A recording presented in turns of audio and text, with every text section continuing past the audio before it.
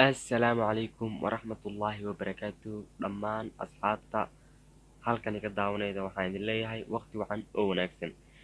waxaan rajeynayaa sidaan u caafimaad qabo inaad u caafimaad qabtid magacaygu waa Cabdimajid Axmed Abshir channelkaad iga daawanaysid waa Cabdimajid Kiina haddii aad channelkan ku cusub tahay fadlan nagu soo biir subscribe inoo saar sidoo kale videogan like inoo saar si dad badan loogu recommend gareeyo sidoo kale videogan share inoo dheh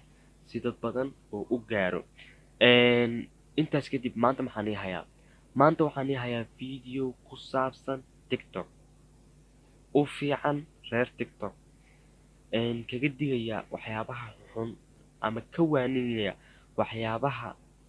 foosha xun ee applicationka TikTok aan u isticmaalno haddii aan nahay dad muslimiina Soomaali ah waxaan idin hayaa sheeqiina weyn awda taqaaniin Allah barakeeye Sheekh Kenyawi oo aan ku dhex arkay TikTok aad iyo aadna aan ugu farxay ma sha Allah idinkama hor dhacayo waxaan idin soo doonaa fiidiyoashiisa qaar ka mid ah waan isla arki doonaa aan bilaabno marka reer TikTok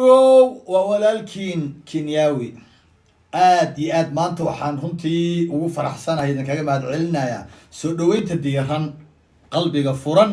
ee aad runtii igu soo dhaweyseen tuuladiinaan TikTok-ga runtii dad qalbi fiican baa tihiin raggiina iyo dumarkiina iyo daylkiin yarkiina iyo weynkiina dad khayr badan baa tihiin khayrkana jecel runtii samahana jecel sababtoo ah waxaan ku gartay muddo 10 cishaa wax ku dhow ayaan ku jiraa yacni 600,000 ee maaragtay like aad siiseen followers dhowr 80,000 85,000 muddadaas gaaban waa wax aad loola yaabo Allah idan barakeeyo runtii ma sha Allah dhabahan dhammaan horta waa sheekh waa la soo dhaweeyay TikTok reer TikTok dhan way soo dhaweeyeen ma sha Allah run ahaantiina waxaan wada ognahay dhammaan dadkeena Soomaaliyeed ficilada qaar oo xunaa sameeyay marka laga soo tago qalbigeena aad iyo aad ay diinta u weyn tahay qalbigeena macnaha dhanka diinta aad iyo aad ayuu ugu duleelaa balse marka qaar shaydaanka ayaa dadka qaar ka badinayo waxa waaye waxyaaba qaar u gelinaya waxaad ka garan kartaa sida hadda sheekha loo soo dhaweeyay siday macnaha wanaaga u jecel yihiin waana tuulo u baahnad in dad fiican ay tagaan ay ka baraarujiyaan ama ka waaniyaan waxyaabaha xun ee dhalinyaradaas hadda soo kacaysa ama jiilkan cusub ee soo kacaya uga sheegaan waxyaabaha xun ee ku jiraan run ahaantiina applicationka maaha mid xun ee qof walba waa sidoo ka dhigto kuwa gaalada xumaanta inay isticmaalaan anaga muslimiin haddaan hana waa in wanaaga iyo khayrkiina aan ku faafisanaa waxyaabaha xun ee haddaan ku jirna aan iska daynaa run ahaantii haddii hadda qof uu soo booqdo ajnabi ah ama qof kale uu soo booqdo bartiinan anagoo muslimiin ah waxyaabaha qaarkood dhalinyarada ay sameynayaan haddii la arko wallahi waa wax kale nagala aaminayaa xitaa iska daayba dadkiina qaarkiina aanan isticmaalin TikTok marka applicationka TikTok loo sheegaa waxa waaye waa meel hoogtay oo bacday qof walba kusoo gaabsanaa waana meel afka dadka qaar ay soo qaban karin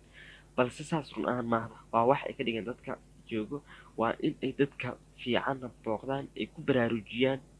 dadkaas ay ka baraarujiyaan waxyaabaha xun ay maxaa lahaa ay ku jiraan Allah TikTok waa nicmo walbaana waxay u baahan tahay in lagu shukriyo wareer TikTok shukrigi ilaahay nicmadan uu ina siiyay ee bilaash ka ah ma waxaynu ka yeelay inaynu ku kufrino in aynu ilaahay hortii malaa'igaha hortooda aynu garbaha ku ruuxruuxno oo aynu baryaha ku ruuxruuxno oo aynu jirka ku qaawino hadba meeshii la asturi lahaa gabdhaheena la yiri astura in aynu dhahno asturi mayne waanaka maxaad naga qaadaysaa haddaan sidaa ku dhimanno xageynu aadaynaa war nicmadan ilaahay haynoo kordhiye aynu isku xiriirino aynu qiyamka ku dadaalo akhlaaqda ku soo celino ilaahay ku raali gelino wallahi ilaahay wuu noo kordhinayaa tuuladeenan yar aynu badbaadsano run ahaantii waa nimco oo Allah noogu deeqay waana inaan ka fiirinaa dhanka wanaagsan dhab ahaan applicationka TikTok waa app aad ku gudbin karto fikradahaaga si aad u gaaban u kooban weliba uu qofka ku daawanayo ama shakhsi ku daawanayo kolkaas uu u riyaaqayo sida aadka u qurxoon ee gaaban ee fikradaada uga hadlayso. waa dhinaca wanaagsan ee haddii aan muslim nahay noogu talagalay ama aan ka leenahay applicationkan. balse haddii aan qeexo qaabka xun ee qaarkeen u fahmeen, waa ab loogu talagalay in dhallinyaradeena ama jiilkeenan cusub ay ku soo caanbaxaan